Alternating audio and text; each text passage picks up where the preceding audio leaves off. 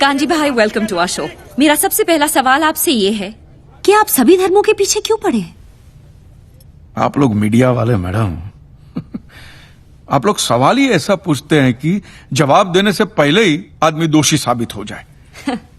मैं सब धर्मों का आदर करता हूं और किसी भी धर्म में मानता नहीं। ये आदमी कभी नहीं सुधरेगा। और अगर भगवान है तो मेरे सारे सवालों का जवाब देंगे। उतना ही नहीं, वो मेरी लड़ाई में शामिल भी होंगे। वो कैसे? अब जब छोटी थी, छोटी बच्ची थी, तो अपने पापा से चॉकलेट मांगने के लिए अब क्या करती थी?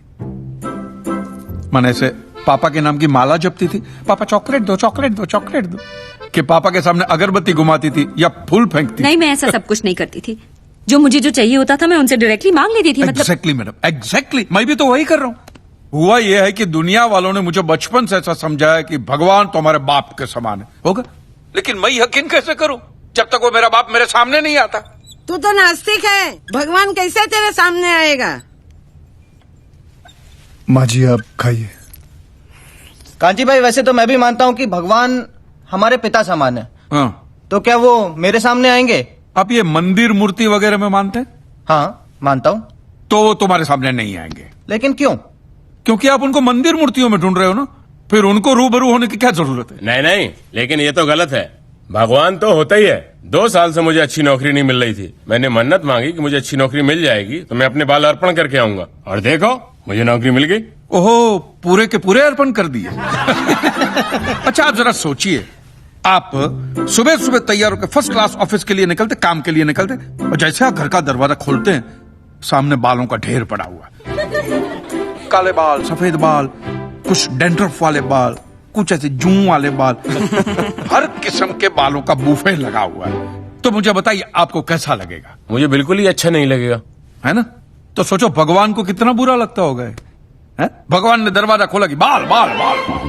ये कांजी भाई लॉजिक तो सही इस्तेमाल करते हैं। आपको पता है इन बालों का क्या होता है?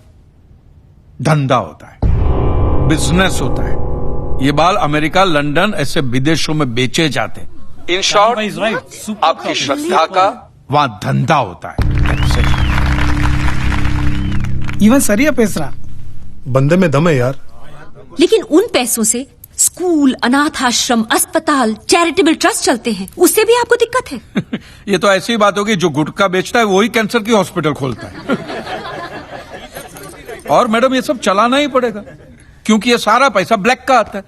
इसका अगर आपने व्हाइट में कोई ट्रांजैक्शन नहीं दिखा तो इनकम टैक्स वाले आपका गला दबा के जेल में डाल देवे। मुझे प्रॉब्लम है इनके पैसे निकालने के तरीकों से। जिस तरह वो माफिया वाले गन दिखा के डराते, ये लोग भगवान दिखा के डराते। That's a good one. आपके बच्चे की कुंडली बहुत खराब है, वो मांगलिक है, उसको काल सर्प योग है, शनि का साया है, मंगल की माया है। क्या है ये? वो बेचारा अभी अभी तो पैदा हुआ, उसको सांस तो लेने दो। फिर इस सब के इलाज के लिए वो लोग पूजा पाठ की बंदूकें निकालते हैं, और जीते जी तो छोड़िए, ये आपको अगले जन्म के लिए भी डराते हैं।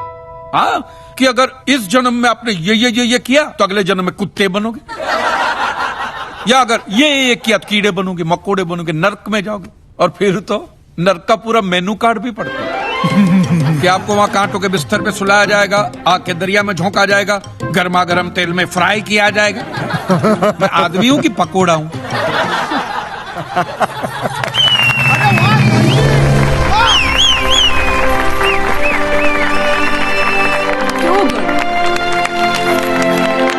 तो आपके हिसाब से धर्म की परिभाषा क्या है? मैं समझता हूं जहां धर्म है ना, वहां सत्य के लिए जगह नहीं है, और जहां सत्य है, ट्रूथ है, वहां धर्म की जरूरत ही नहीं है। बिल्कुल सही कह रहा है। धर्म या मजहब एक इंसान की जिंदगी में क्या काम करता है?